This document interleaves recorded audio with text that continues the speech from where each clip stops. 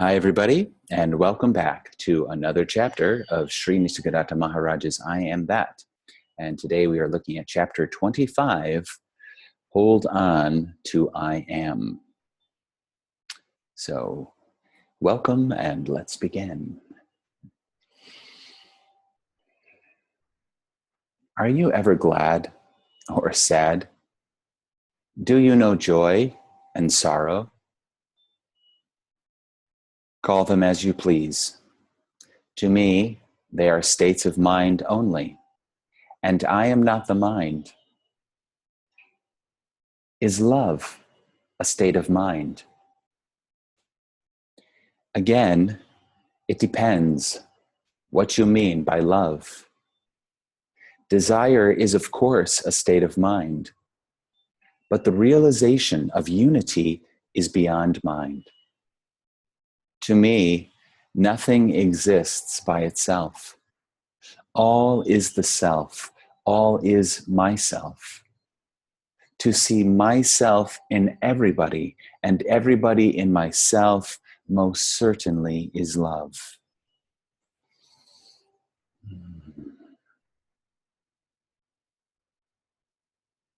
When I see something pleasant, I want it. Who exactly wants it, the self or the mind? The question is wrongly put. There is no who.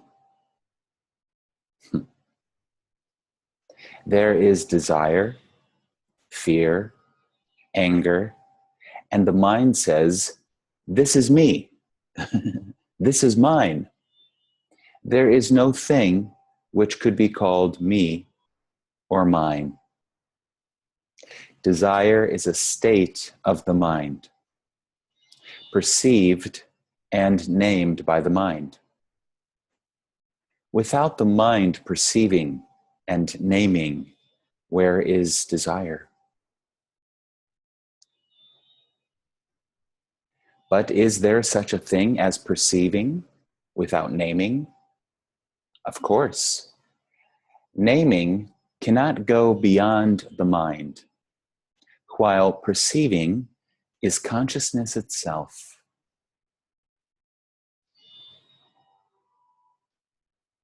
When somebody dies, what exactly happens? Nothing happens. Something becomes nothing. Nothing was, nothing remains.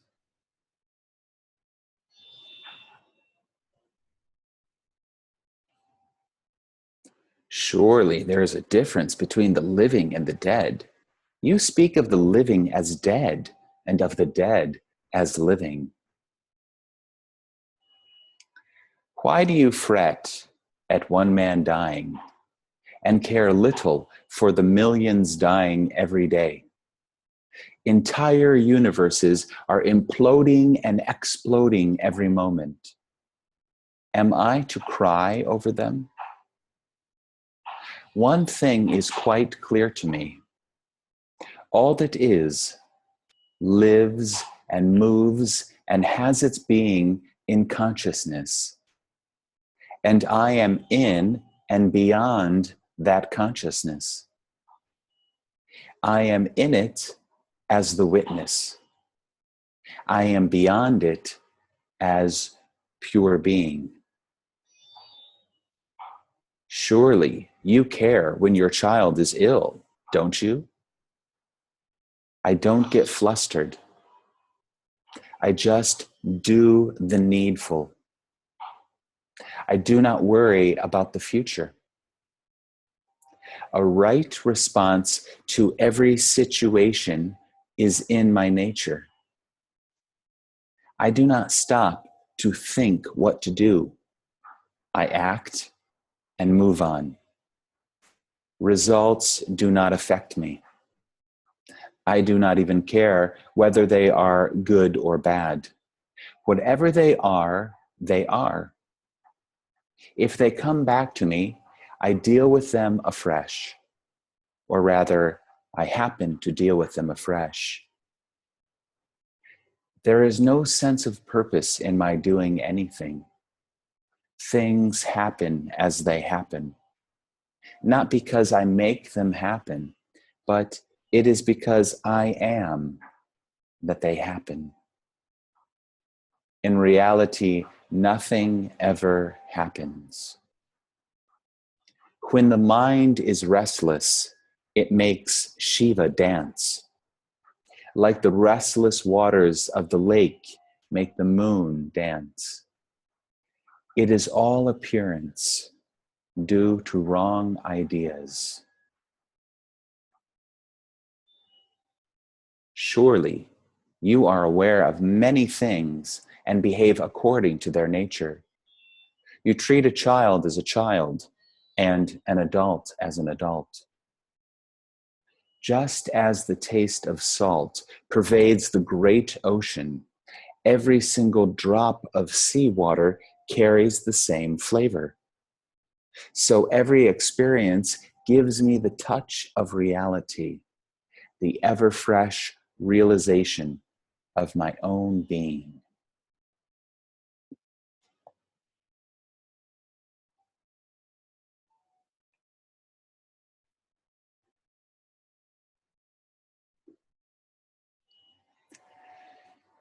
I don't get flustered. I don't get flustered. I just do the needful. I just do what needs to be done in each and every moment. I simply respond to what is happening. I do not worry about the future. I do not worry about the future. A right response to every situation is in my nature. I do not stop to think what to do. I act and move on. I act and move on. Results do not affect me. I do not even care whether they are good or bad. Whatever they are, they are.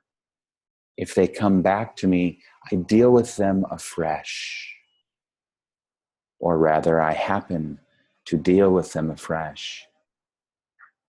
There is no sense of purpose in my doing anything. Things happen as they happen, not because I make them happen, but it is because I am that they happen. In reality, nothing ever happens. When the mind is restless, it makes Shiva dance. Like the restless waters of the lake make the moon dance. It is all appearance due to wrong ideas. It is all appearance due to wrong ideas.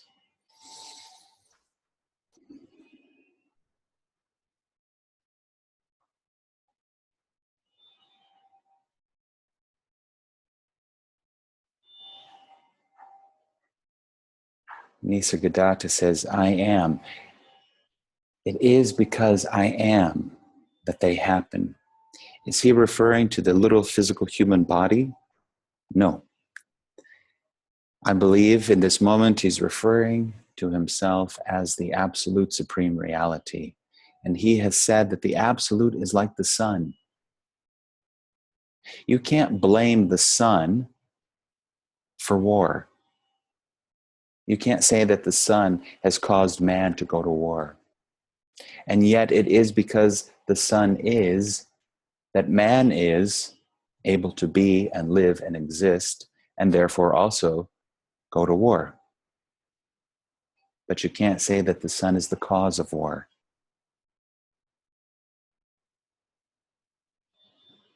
So Nisargadatta, if you want to call it, identifies as the absolute supreme reality. And for him, I imagine, he is just shining and radiating like the sun. No purpose, no meaning. He just is what he is. The absolute reality just is what it is.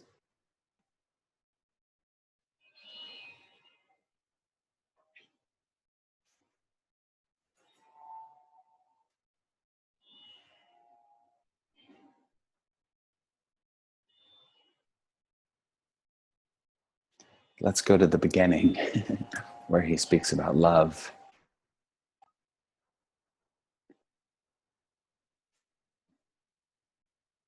Is love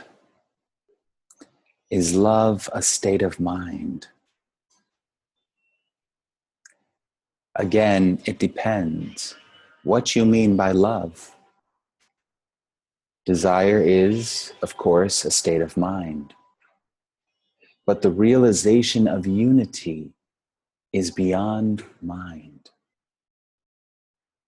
The realization of unity is beyond mind. To me, nothing exists by itself. Nothing has its own separate nature. Everything is the self. Everything is myself. There is only this. To see myself in everybody and everybody in myself most certainly is love. Nisargadatta says, everything becomes loving and lovable. Loving and lovable. The awareness he refers to as affectionate awareness. No longer seeing anything else in the universe as separate, then only love remains. Unconditional, universal, supreme love. Excuse me.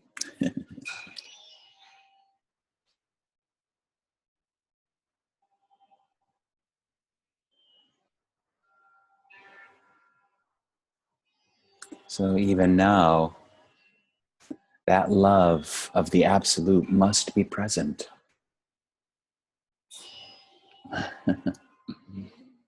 Do you feel that love in your heart? Do you feel that love? Do you feel any love for anything? For self, for other, for God, for life, for beauty, for truth? Love for a friend, love for family, love of music, or just love for no reason. Sometimes love just simply appears. It just blossoms and radiates as a warmth in the heart. Everything just, as Nisargadatta says, it becomes lovable.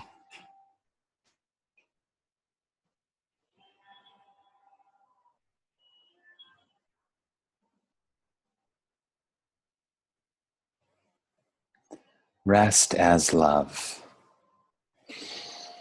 Open to the universal love which is always present. This is what mystics love to do. They love to fall in love with God, and they sing songs of love and write poems of love. Oh, beloved, beloved, why have you forsaken me? But of course, the beloved has never left you. It's impossible for God to leave you. It's impossible to leave the beloved. Now, we don't really leave the beloved, but in a sense, in a way, we become distracted from the beloved. In the Gospel of St. Thomas, I believe, Jesus says that the kingdom of heaven is laid out before men. It's laid out before us, and yet we miss it. Or as Tony Parsons says, it's the open secret because it's totally open. It's right here, And because it's right here and so obvious, somehow the me, misses it, because the me is looking for something else.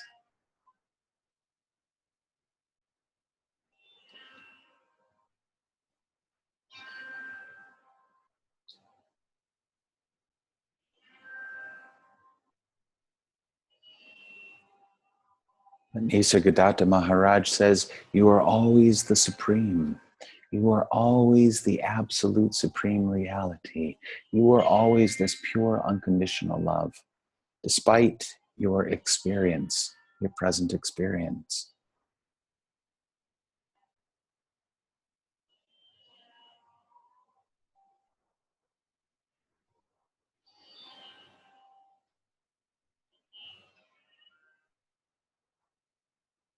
All there is this, the absolute appearing as the relative, the one appearing as many, emptiness appearing as form,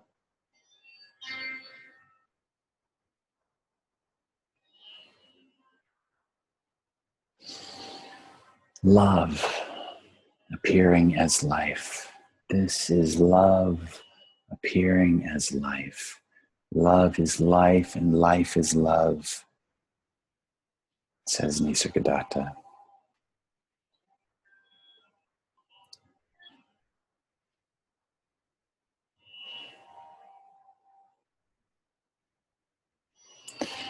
Nisargadatta said that the realization of unity happens or is beyond the mind. And of course, it has to be this way because the mind, what does it like to do? The mind likes to put everything in separate compartments. Here I am, and here you are, and here this is, and here's the tree, and here's the lake, and here's the moon, and here's the sun, and here's this guy, and the good guy, and the bad guy, and the thing I like, and the thing I don't like, and the thing I want, and the thing I don't want. It compartmentalizes everything. That is mind. That is mind. That is I won't say the function of the mind, but that's what the mind does. So realization must be beyond the mind or prior to the mind.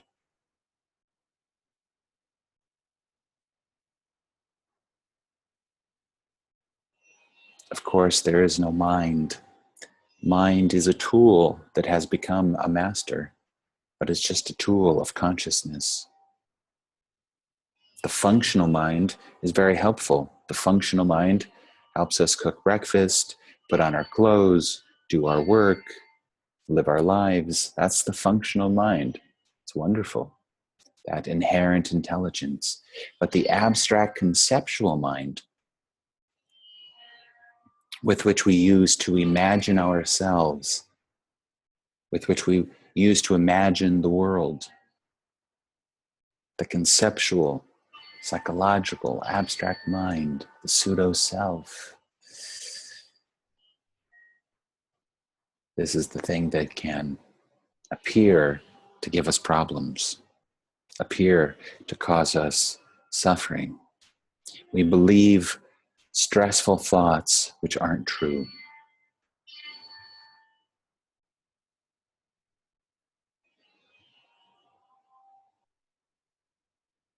So question your beliefs. Are they true? How can you know they are true? And as I heard Adi Ashanti say yesterday, stop struggling. So wonderful to hear that. Even in very subtle ways, we struggle. You know, if I just do a little bit, if I just do this, just it can all be very subtle. Most of it unconscious. But there's nowhere to go. There's nothing to do. There's no one to be. This is already the Parabrahman. So there's absolutely no need to struggle. And who would be struggling? The false self. The absolute self, there is no struggle. No need for struggle. It doesn't even make sense. Does the sun need to struggle to shine and radiate and be? So Arya says, Stop struggling and just listen. Just be. Just be aware. Just be. Be what you cannot not be.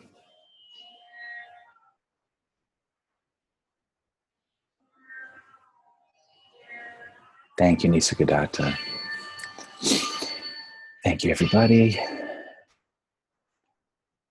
Have a wonderful day. See you again soon. Namaste.